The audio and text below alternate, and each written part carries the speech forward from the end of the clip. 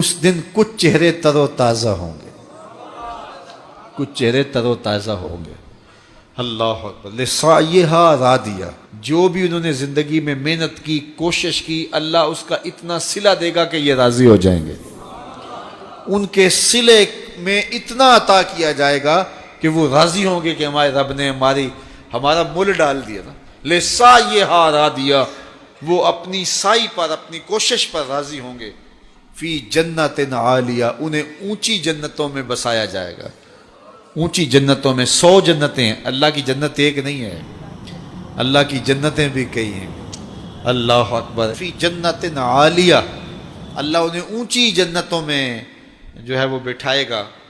لا تسمع فیہا لاغیہ، اس میں کوئی لغو بات نہیں سننے کو ملے گی۔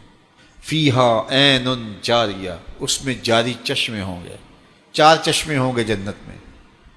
یہ آج کل چشموں کے کنارے یا دریاؤں اور نہروں کے کنارے آبادیاں بن رہی ہیں نا، کہ مختلف نہروں کے کنارے کا ویو ہوتا ہے تو بندہ خوش ہوتا ہے کہ چلتی نہر کا منظر ہے۔ یہ گدلا میلا کچیلا پانی، پھر بھی انسان چلتے ہوئے پانی سے لطف لیتا ہے۔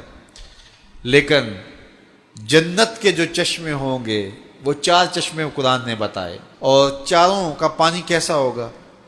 ایک چشمہ خالص دودھ کا ہوگا، ایک چشمہ خالص شہد کا ہوگا، ایک چشمہ خالص شراب کا ہوگا، اور ایک چشمہ خالص پانی کا ہوگا۔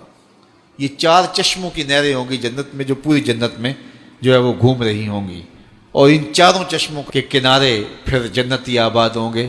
بلکہ حضور نے فرمایا کہ جانور بھی ہوں گے جو ان چشموں کے اندر نہا رہے ہوں گے، اور فرمایا بختی اونٹوں کی گردنوں کے برابر اتنے اتنے قد کے جانور ہوں گے۔ تو حضرت عمر نے کہا کہ حضور پھر تو مزہ آ جائے گا، دودھ کی نہر میں بختی اونٹ کی گردن کے برابر جانور کلکاریاں مارتے ہوں گے، تو ان کو دیکھنے کا پھر سرور تو اپنا ہی ہوگا نا۔ تو کہا حضور پھر تو مزہ آ جائے گا۔ کہا عمر صرف دیکھنے کا مزہ نہیں، وہ کھانے کے لیے بھی ملیں گے، وہ بھون کے کباب بن کے تمہارے سامنے بھی ہوں گے، پھر بھی مزہ آئے گا۔ تو کیا لطف ہوگا جنت کا، یہ میرا رب بیان کر رہا ہے۔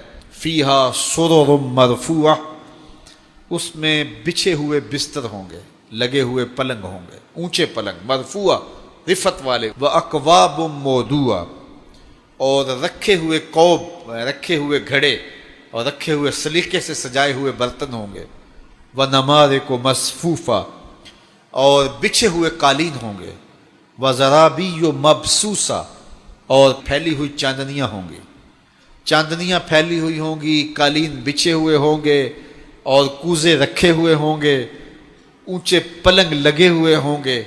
فیہا عین جاریہ، اور یہ چشموں کے کنارے منظر ہوں گے، جنت کا ماحول ہوگا، کوئی لغو بات سننے کو ملے گی نہیں، کوئی ہڑبونگ، کوئی ہلا گلا، کوئی ایسی بات ہوگی نہیں، اور جنت کا منظر ہوگا۔ سب سے بڑی دولت جنت میں یہ ہوگی کہ اللہ جنتیوں کو اپنا دیدار نصیب فرمائے گا۔ اچھا، ایک روایت میں آتا ہے اللہ جنتیوں کو بلائے گا، اور بلائے گا اردیتم، جنتیوں کیا تم راضی ہو گئے ہو؟ تو جنتی آگے سے کہے گے ما لنا اللہ نرضا، مالک ہمیں کیا ہوا کہ ہم راضی نہ ہوں، ہمیں وہ ملا جو ہمارے تصور میں بھی نہیں تھا۔ جنت وہ ہے کہ جو کسی آنکھ نے دیکھی نہیں، جو کسی کان نے سنی نہیں، اور کسی دماغ نے اس کا تصور نہیں کیا۔ آپ کوئی بھی تصور کر لیں، ایسی ہوگی، ایسی ہوگی، ایسی ہوگی، آپ اپنی ذہنی صلاحیتوں کو مہمیز لگائیں، اور بڑے سے بڑا جو دنیا کے نظارے دیکھ چکا ہے، وہ سارے نظاروں کو جمع کر کے کوئی منظر خود ساختہ بنائے، لیکن جنت اس سے بھی اچھی ہوگی۔ تو جب جنتی جنت میں جائیں گے تو ان کا تصور تک نہیں ہوگا جو انہیں وہاں ملے گا۔ تو وہ کہیں گے، اللہ فرمائے گا راضی ہو؟